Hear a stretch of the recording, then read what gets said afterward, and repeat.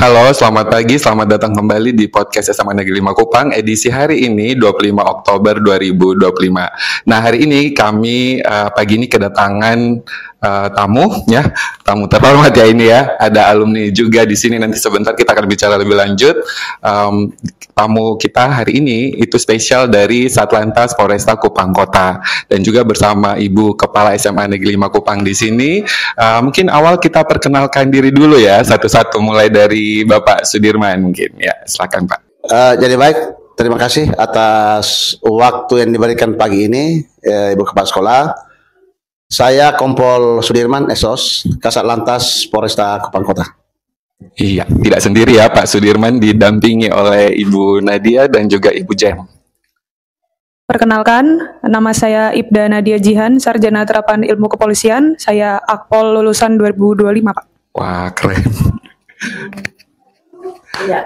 Nah, Ibu Jen ini alumni SMA Negeri 5 Kupang ya, Bunda ya. Silakan. Perkenalkan, nama saya Bribda Jenny Irina Adu dari Satuan Lalu Lintas Polresta Kupang Kota di bagian Kamsel. Mantap. Dan ada Ibu Kepala SMA Negeri 5 Kupang, perlu perkenalkan diri juga mungkin Bunda. Baik, sahabat podcast Manli di mana saja berada. Saya Veronica Wawo, Kepala SMA Negeri 5 Kupang. Langsung saja, senang sekali hari ini kami dikunjungi dari polisi. Ini polisi, kalau bicara polisi semua langsung muka terangkat. Kenapa? Kalau polisi masuk sekolah itu sepertinya hal-hal yang luar biasa sekali. Tapi pagi ini kami sangat bersyukur karena polisi masuk sekolah memberikan kami pencerahan, memberikan kami motivasi, memberikan kami semangat untuk hidup supaya jangan mati gratis ketika berjalan di jalan raya. Dari saya hanya itu saja. Mohon pendapat, mohon informasi lebih lanjut tentang bagaimana tertib berlalu lintas dan terlebih juga tentang TNI Polri yang nanti kelas 12 ini akan mereka jalani. Kira-kira seperti apa? Mohon petunjuk dari Bapak Sudirman. Senang sekali Bapak Sudirman sudah beberapa kali datang ke SMA 5 dan inilah yang kami harapkan sehingga anak-anak bukan hanya tertib masuk sekolah tapi juga tertib berlalu lintas. Terima kasih, saya kembalikan ke Pak Ferdi. Baik, Pak Sudirman sendiri ini kali ketiga atau keempat ya Pak Sudirman ke SMA Negeri 5 Kupang? Jadi baik, terima kasih Ibu Kepala Sekolah. Saya masuk di SMA 3 ini, SMA 5 ini sudah yang ketiga. Ketiga kali ya. Jadi hari ini sebenarnya memang sudah dijadwalkan untuk datang di sini. Tapi melihat waktu karena kesibukan kami masih menjadwalkan. Tapi karena hari ini kami berdiri di depan korem dan banyak sekali ada sekolah yang tidak menggunakan helm. Saya hentikan satu, datang dua, tiga, ini bertambah banyak. Saya putuskan datang di sekolah. Isinya untuk menghimbau adik-adik wajib menggunakan helm. Karena korban kecelakaan yang fatal selama ini itu akibat benturan di kepala apabila terjadi kecelakaan. Demikian. Iya, baik. Hari ini kita akan bahas mengenai sosialisasi yang dilakukan oleh Satlantas Polresta Kupang Kota di sekolah-sekolah dan juga nanti akan ada beberapa pertanyaan mengenai sosialisasi TNI Polri yang tadi Bunda sampaikan. Baik, mungkin yang pertama program ini rutin Bapak Sudirman sosialisasi mengenai tilang dan juga keselamatan berlalu lintas ke sekolah-sekolah dan sudah berapa sekolah yang dikunjungi? Program ini artinya ini salah satu bagian dari unit lalu lintas, satu lalu lintas yang ada di dalam Satker itu yaitu namanya unit Kamsel, keamanan dan keselamatan, yang dipimpin oleh salah satu perwira yang kaditnya saat ini itu Ibda Nadia. Saya selaku Kasat Lantas Polresta Kupang Kota. Sekolah yang di dalam kota ini khususnya untuk SMA, hampir seluruh SMA saya sudah masuk. Khususnya SMA 5 ini yang ketiga. Ya. Jadi tujuan kami hanya satu, menyelamatkan adik-adik dari kecelakaan lalu lintas. Karena semua kecelakaan itu diawali dengan pelanggaran.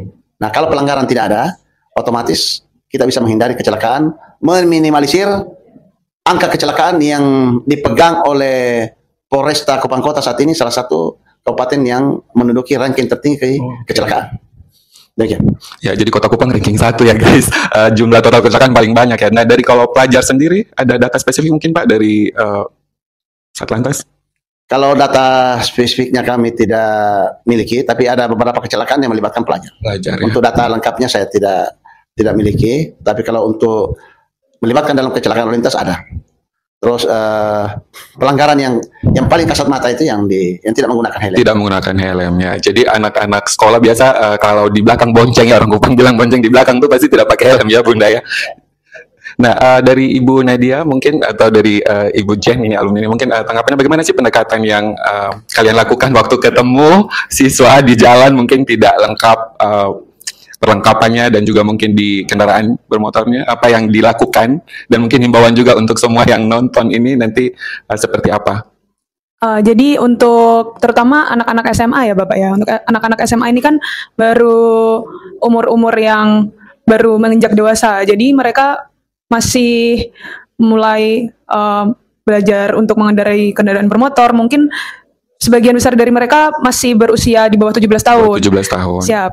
Jadi banyak dari mereka yang belum memiliki surat izin mengemudi, tapi tetap mengendarai kendaraan untuk ke sekolah mungkin. Jadi untuk himbauannya untuk kepada anak-anak SMA, terutama SMA Negeri 5 Kota Kupang ini, untuk siapkan diri jika mau mengendarai kendaraan, yaitu memiliki SIM. Kemudian dalam keadaan sehat Bapak, jangan dalam keadaan mengantuk terus berkendara, karena itu akan membahayakan diri sendiri dan juga orang-orang di jalanan. Karena bisa menimbulkan kecelakaan kan Bapak, karena kecelakaan itu kan tidak ada di kalender Bapak, hapus itu tidak ada di kalender. Jadi cara mensiasatinya ya kita harus peduli dengan diri sendiri, kita harus mengutamakan keselamatan diri sendiri baru orang lain. Kemudian untuk selain itu kita juga harus melengkapi kendaraan Bapak, seperti yang diutarakan Bapak Sudirman, bahwa kendaraan itu standarnya memang sudah ada aturannya. Jadi minimal harus sudah sesuai dengan SOP-nya, baik itu pemasangan spion, kemudian ukuran dari roda, knalpot racing juga, karena itu salah satu kerawanan ya Bapak ya untuk knalpot racing di Kota Kupang ini. Sudah seperti itu. Jadi untuk adik-adik sekalian, terutama SMA Negeri 5 Kota Kupang ini, kami menghimbau agar adik-adik sekalian peduli dan selalu menyiapkan keselamatan untuk diri sendiri. Jadilah pelopor keselamatan berlalu lintas mulai dari diri sendiri. Terima kasih. Panggil apa ya Pak? Ibu Jen ya. Ini alumni SMA 5 Kupang Bunda ya. Silakan. Himbau adik-adik nih. Ibu Polwan. Bagaimana caranya supaya adik-adik ini bisa diajaknya Ibu Jen ini jadi polwan? Iya. Untuk kelengkapan yang harus kita siapkan untuk mengikuti tes polisi maupun TNI atau kedinasan lainnya, selalu menjaga kesehatan, tidak lupa untuk melatih fisik dan juga mental, dan juga tidak lupa untuk tekun dalam belajar. Demikian. Dengar ya, tekun dalam belajar ya, jangan malas-malas ya Bunda ya. Syarat untuk jadi Polri sendiri, tinggi badan mungkin dan syarat-syarat krusial mungkin bisa disampaikan. Untuk Polri ini kan ada 3 tahap, ada 3 tingkatan Bapak kan, dari Tamtama, ada Bintara, dan dari Akpol. Untuk saya sendiri dari Akpol, jadi saya akan menjelaskan tentang syarat-syarat untuk masuk ke Akpol. Izin Ibu. Jadi untuk adik-adik sekitar bulan Maret atau April nanti akan dibuka registrasi untuk menjadi anggota Polri, baik dari Akpol, Bintara ataupun Tamtama. Untuk dari Akpol sendiri, untuk calon taruninya minimal tingginya 163 cm dan untuk calon taruna minimal tinggi 165 cm. Tapi nggak cuma itu, kita juga ada syarat, yaitu harus memiliki catatan kepolisian, Ibu. Jadi catatan kepolisian itu kita dinyatakan berkelakuan baik selama menjadi warga negara Indonesia. Jadi itu akan dicantumkan dalam SKCK, surat keterangan surat keterangan catatan kepolisian. Jadi untuk adik-adik SMA Negeri 5 Kupang dimohon untuk tidak melakukan kenakalan remaja seperti tawuran mungkin atau balap liar seperti yang terjadi belakangan ini, agar SKCK-nya itu tercatat bersih, tidak ada catatan kriminal Bapak. Siap, seperti itu. Dan tidak lupa untuk tetap menjaga keselamatan, menjaga kesehatan diri, dan juga mempersiapkan hal-hal yang krusial seperti keadaan jasmani, akademik, dan juga psikologi untuk masuk ke Akpol nanti. Untuk dari Bintara mungkin Ibu Jenny bisa. Untuk dari Bintara, Polwan calon poluan dibutuhkan tinggi 160 minimal, dan untuk yang polki atau polisi laki-lakinya tingginya minimal 165. Untuk yang lainnya tidak jauh berbeda dengan akpol. Tes akademik ada tes jasmani dan juga tes psikologi. Demikian. Oke. Ya, Bunda mungkin ada mau tanya tips dan trik mungkin ya. Saya tanya sedikit. Kebetulan tahun ini juga kita mau ada pendampingan terhadap anak-anak yang untuk UTBK, TNI, Polri, dan juga kedinasan. Nah, untuk lebih banyak itu kebanyakan anak-anak selama ini mereka di akademiknya itu kalau walaupun tingginya pas, tapi akademiknya selalu saja mereka gagal di situ. Kira-kira triknya seperti apa supaya mereka bisa belajar di samping pendampingan di sekolah, mereka juga bisa mencari dari luar. Lalu saya mau tanya, kebetulan poluan berdua ini luar biasa. Apakah poluan itu juga misalnya seorang perempuan itu syaratnya, salah satu syarat itu misalnya perawan ya, maaf, karena tes fisik juga atau kan diperhatikan apa juga itu merupakan suatu syarat khusus untuk mereka ketika mereka menjadi seorang poluan. Ini supaya yang perempuan yang mereka murid perempuan yang mereka mau mempersiapkan diri masuk ke poluan, mereka jaga diri dari sekarang, jangan sampai sudah semua lolos semua pada saat tes terakhirnya mereka gagal dalam tes fisik tersebut. Saya mohon penjelasan. Ya, silakan. Terima kasih Ibu Kepala Sekolah, saya izin menjawab. Jadi berdasarkan pengalaman saya mendaftar Taruna Akpol, itu ada tahapan-tahapan tertentu. Yang pertama itu tes kesehatan. Salah satunya yaitu ada tes keperawanan, Ibu izin. Jadi untuk tes kesehatan itu untuk Akpol sendiri ada sekitar 3 kali, Ibu. Jadi kesehatan pertama itu kesehatan fisik luar seperti mata, kemudian telinga, tinggi badan, berat badan, kemudian jika ada bekas jahitan gitu Ibu, nanti itu diukur berapa panjangnya, dan itu kalau misalnya terlalu panjang atau terlalu kelihatan di luar, itu mungkin akan mengurangi nilai dari siswa calon taruna tersebut, Ibu. Jadi untuk kesehatan 1 itu adalah kesehatan untuk pemeriksaan fisik yang paling kelihatan di luar. Kemudian untuk kesehatan 2 itu pemeriksaan fisik dalam, Ibu, seperti urin, kemudian darah, kemudian tekanan darah, terus EKG, Ibu, untuk jantung, dan juga mungkin seperti Ibu, seperti penyakit-penyakit dalam itu, ronsen juga ada, Ibu. Dan untuk yang tahap terakhir itu dilaksanakan di pusat, di Akpolnya, Ibu, yaitu salah satunya tes keperawanan. Itu untuk calon taruninya. Untuk calon tarunanya, pengecekan kesehatan di pusat sama seperti pengecekan kesehatan tahap 1 dan tahap 2. Itu seperti itu, Ibu. Ya, jadi untuk anak murid kita ya tolong jaga diri baik-baik ya Bunda ya kalau mau jadi polisi wanita taruni ya. Silakan, mungkin ada tambahan dari Pak Sudir. Saya tambahkan ini Ibu Kepala Sekolah terkait dengan akademik tadi yang ditanyakan. Untuk informasi lebih lanjut nanti saya kirim nomornya Pak Kabak SDM yang membidangi penerimaan Bintara, Tamtama dan Akpol.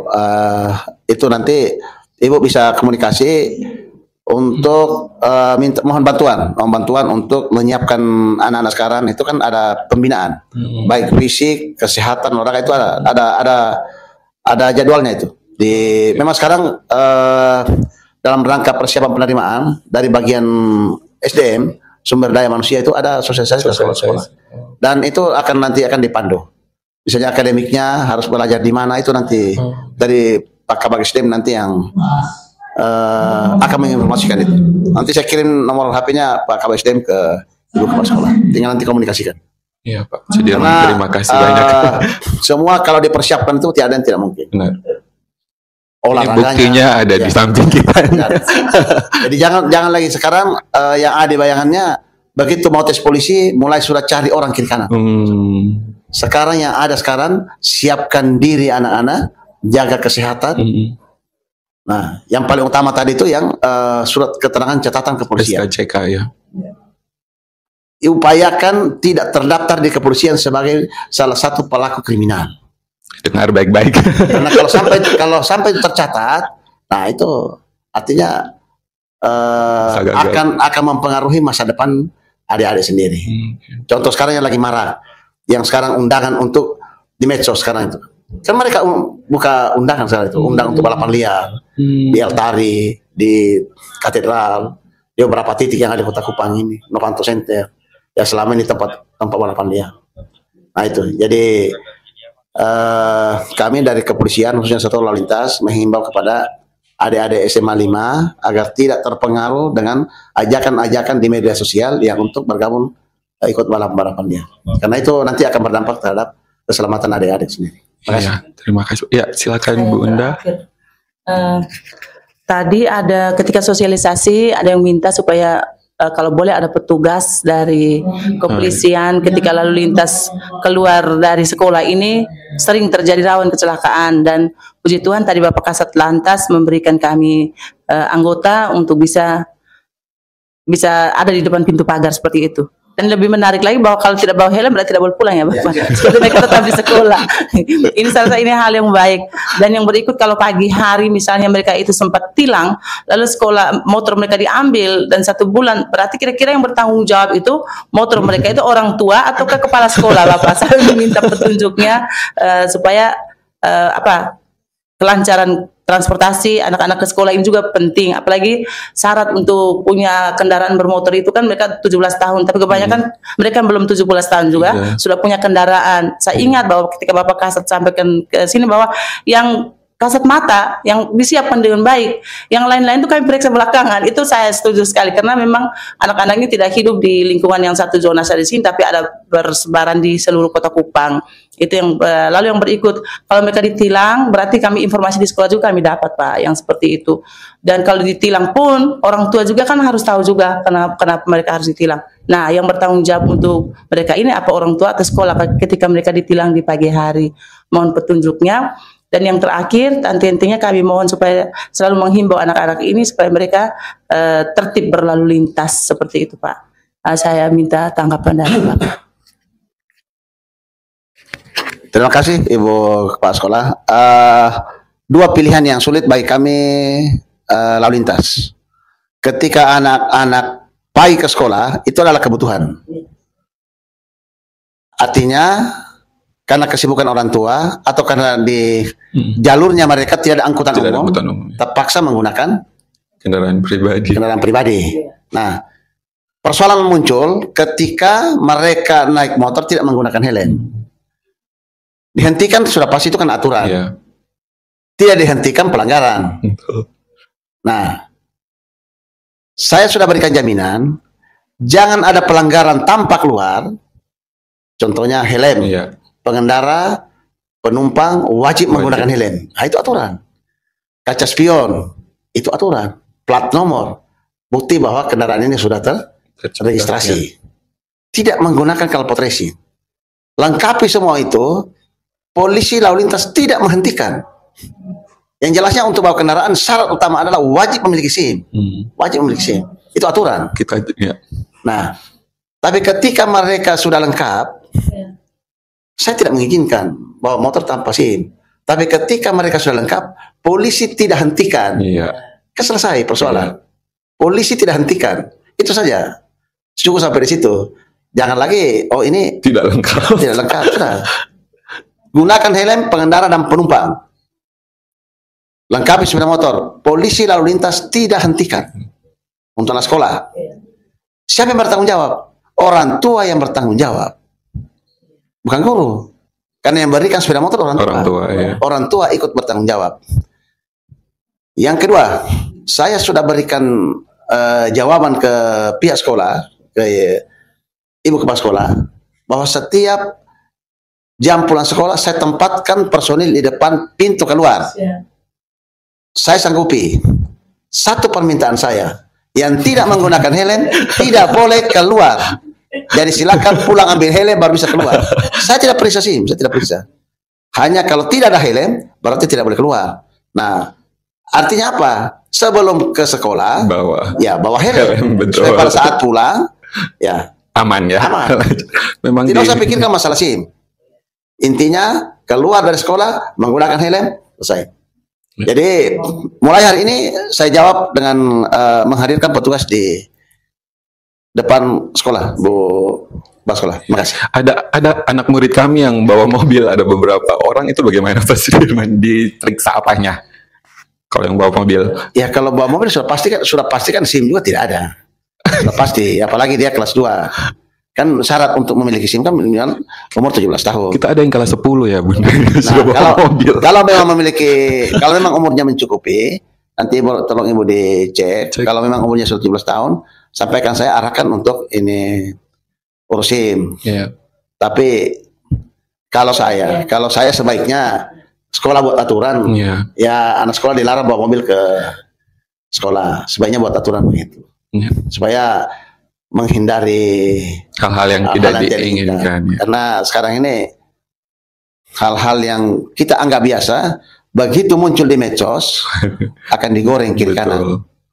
Mulai dari status orang tuanya dicari tahu, yang sebenarnya tiada urusan, dikuliti oleh netizen sekarang. Jadi ada hati-hati.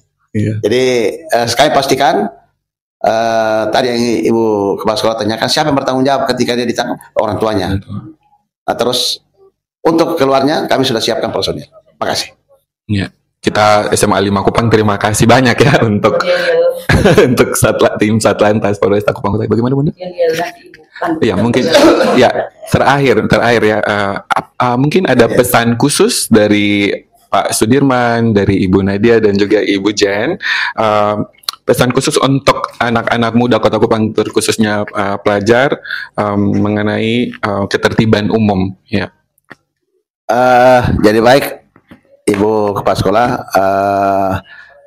himbauan kami dari Satuan Lalu Lintas Polresta Kupang Kota yang selama ini saya pimpin langsung selaku Kasat Lantas Polresta Kupang Kota yang bertanggung jawab terhadap keamanan, keselamatan, kelancaran lalu lintas Kota Kupang.